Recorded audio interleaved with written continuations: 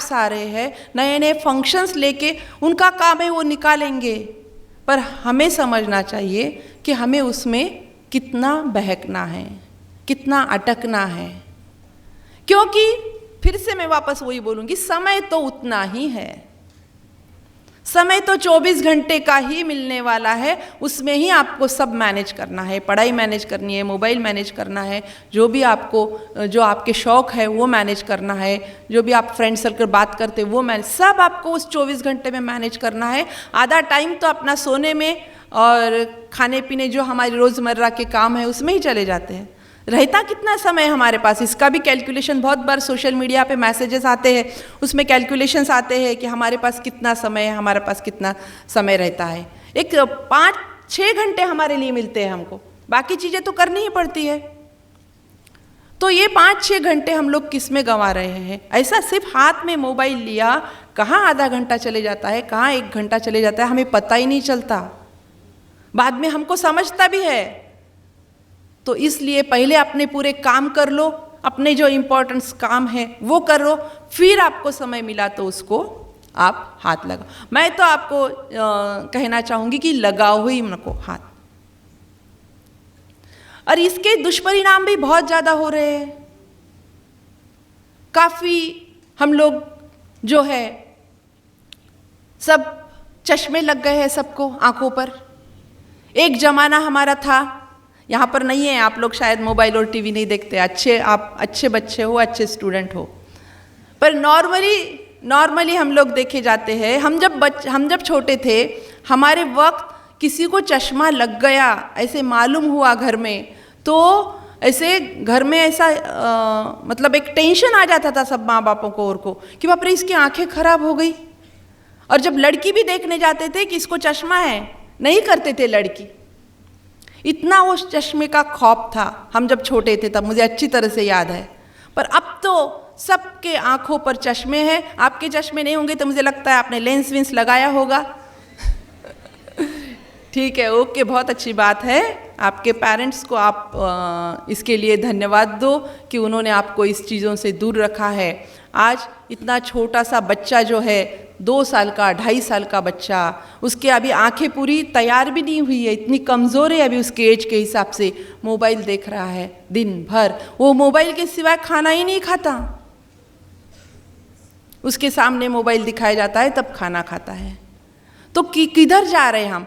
आप लोग और उससे हमको खुद को बोलते हैं कि हम तकदीर वाले हैं, भाई हम इससे छूट गए, हमारे टाइम पे ये कुछ नहीं था। आप और थोड़े तकदीर वाले हो, आपको भी इतना लेट मोबाइल मिला। अब ये बच्चों को तो अभी स्मार्टफोन इनको मिल रहे हैं, और आप आपके पूरे घर का, आप अभी कितना भी नहीं बोलते हो, हर घर का यही हमें पिक्चर दिखने को मिलता है कि कैसे सब लोग उसमें अटक गए हैं। सबके हाथों में मोबाइल है, सब अपने अपने मोबाइल में गर्क है, आपस में कोई बातचीत नहीं कर रहा है। हर घर में के जो संवाद होते हैं वो लुप्त होते जा रहे हैं। ये सब अभी हकीकत है, वास्तव है। आप कितना भी ना बोले तो हमें इसको समझना होगा और इसके ऊपर क्या उपाय है ये सोचना होगा। मोबाइल के वजह से अभी शास्त्रज्ञों ने कहा है, तज्ञों ने कहा है कि उसके अंदर से कैंसर के जो रेज है, उसके रेज इतने ही है कि उसकी वजह से ये जो कैंसर हो रहा है हमें, आपको भी सभी को पता है, मैं कुछ नया बोल नहीं रही हूँ, आप सभी को ये सब पता है। तो आप इसके ऊपर गौर करना चाहिए। आपने सुंदर देखने के लिए तो बहुत आपका इंतज़ाम कर लिया, लेकिन मैं आपको पूछना चाहती हूँ, आप ऊपर से तो सुंदर है, लेकिन शरीर से और मन से कौन कौन सुंदर है, कौन कौन स्वस्थ है? पर देखने में ये आ रहा है कि अभी जैसे मैंने कहा आँखों पर चश्मे आ गए हैं, जैसे मोटापा दिन पर दिन बढ़ता जा रहा है, क्योंकि दिन भर बैठे वाले हो, स्कूल में बैठना है, ट्यूशन में बैठना है, घर पे आने के बाद मोबाइल के पास साथ बैठना है, टीवी के सामने बैठना है, इंस्टाग्राम पे दिन भर बैठना ही है आपको। ऐसे बैठने के चक्कर में बैठे ही रह जाओगे आप। तो इसके वजह से भी काफ़ी मोटापा बढ़ रहा है। आपके खाने का जो तरीका है, आप क्या खा रहे हो, पिज़्ज़ा, बर्गर, जंक फूड पूरा, इसका निश्चित ही आपके शरीर पर उसका इफ़ेक्ट होने वाला है। आपको कुछ नहीं लगता है, आपको कोई ना कोई बीमारियों के आप शिकार होने वाले हो, और रोगी शरीर भी आपका समय और आपका पैसा बर्बाद करता है। इतने सारे पैसे खर्च करके कश्मीर के इतने अच्छे आह्लाददायक वातावरण में जाके बैठे हो आप, इतना मज़ा उसका ले रहे हो, और तुरंत यदि आपका सर दुखने लग गया, हेडेक होने लग गया, क्या मज़ा लो पाओगे कश्मीर के उस पूरे इतना खर्चा करके वहाँ पे गए उस वातावरण का? पूरा ध्यान कहाँ पर है? हेडेक में। ठीक नहीं लग रहा, ठीक नहीं लग रहा, उल्टी होगी, कुछ तो भी होगी, पेट दुखेगा। तो वो जो यातना भी है, वेदना भी है, वो वेदना भी तो हमारे जिंदगी की, कहा जाता है देखो आप कितनी उम्र जिए हैं वो जरूर नहीं, आप कैसे जिए ये ज़्यादा इम्पोर्टेंट है। आप कितने साल जिए ये इम्पोर्टेंट नहीं है, पर आप कैसा जिए ये इम्पोर्टेंट है। तो ये कैसा जिए में हमें भला ही 50 साल की ज़िंदगी जीनी है, पर वो 50 साल की ज़िंदगी हम लगे यदि हैप्पी हो। और यदि आपको हेडेक हो रहा है तो आप हैप्पी हो सकते हो क्या? आपके चेहरे पर से समझ जाता है कि आपको परेशानी है, आप अनईजी है, आप उदास है। तो ये जो उदासी भरा पूरा सफ़र है, ये जो दुख भरा पूरा सफ़र है, ये क्या ज़िंदगी है? ये भी हमने, ये सब छोटी छोटी बातों पे हमने ध्यान रखना है। और आपका रोगी शरीर भी समय की बर्बादी करता है, पैसों की बर्बादी करता है, और आपको अच्छा नहीं लगता है, वो तो बात अलग ही है। मतलब खुशहाल ज़िंदगी आप नहीं जी सकते, जो हमें हमेशा खुश भरी और जो हमें हमेशा आनंद मिलना चाहिए ऐसा हम लोग बोलते हैं, वो इसमें नहीं मिलता है। तो इसके ऊपर भी हमने गौर करना है। मतलब जैसे सुंदर दिखने के लिए हम इतना जागरूक है, वैसे स्वस्थ रहने के लिए भी हम लोग जागरूक रहे, ताकि हमें समय का जो है वो हमारा समय भी उसमें सेव हो सके। इलेक्ट्रॉनिक्स मीडिया का आप कैसे उसके अटकाव में गए हैं आप खुद ही बहुत अच्छी तरह से जानते हो, और इसलिए मैं ज़्यादा उसके ऊपर बात करना नहीं चाहती हूँ। बार बार ये विषय पे सब तरफ से बातें हो रही है, आपको बहुत बार विषय भी दिया जाता है निबंध के लिए, शाप या वरदान, मोबाइल शाप या वरदान।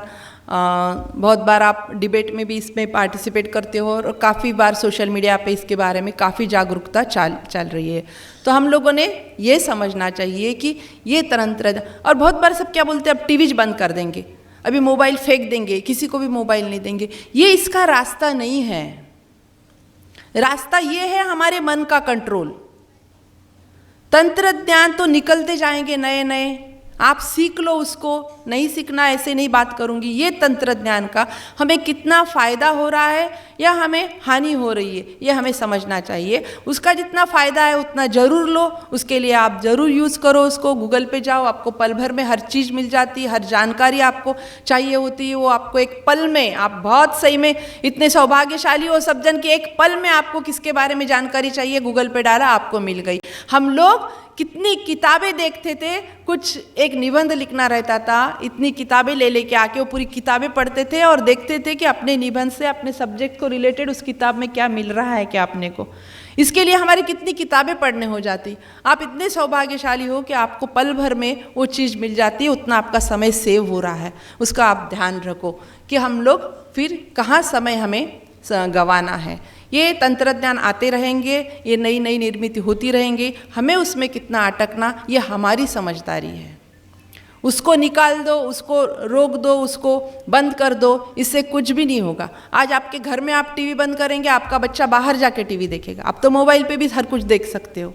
कहाँ का हम लोग उसको मतलब पेरेंट्स उसको, बच्चों को नहीं रोक सकते हैं, और उसके अंदर वो डेवलप कर सकते हैं बचपन में कि उसको क्या सही है क्या गलत है, इसकी पहचान यदि हर पेरेंट्स अपने बच्चे को दे सकते हैं तो वो फिर आगे बच्चे के लिए बहुत अच्छा होता है। देखो अपना ये हाथ है, इस हाथ से किसी को थप्पड़ मारना है या दोस्ती का हाथ किसके सामने बढ़ाना है, या इस हाथ से किसी को आशीर्वाद देना है, ये आपकी चॉइस है।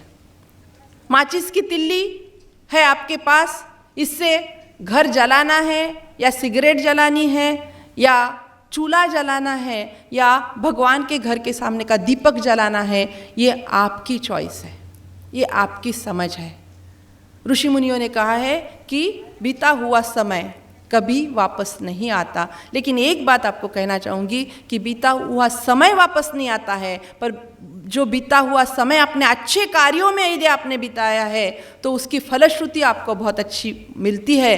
तो आप समय को भी सेव कर सकते हो, इन्वेस्ट कर सकते हो अच्छे कामों में, जिसकी फलश्रुति आपको बहुत अच्छी तरह से मिलेगी। सुंदर अवसत के गए फिर पछतावा होय, सुंदर अवसत के गए फिर पछतावा होय, शीतल लोह मिले नहीं कुटो पीटो कोई। ये कबीर जी का बहुत अच्छा दोहा आप ध्यान में रखेंगे तो निश्चित ही आपको समय के बारे में बहुत अच्छी आपकी अवेयरनेस हर वक्त रहेगी। धन्यवाद। आपने नवजोत फाउंडेशन के जो पूरी आयोजक संस्था है उसने मुझे यहाँ पर बुलाया, आपसे बातचीत करने का मौका दिया, और आपने भी बहुत ही खूबसूरती, बहुत ही शांति से सब सुना। आपका बहुत बहुत धन्यवाद।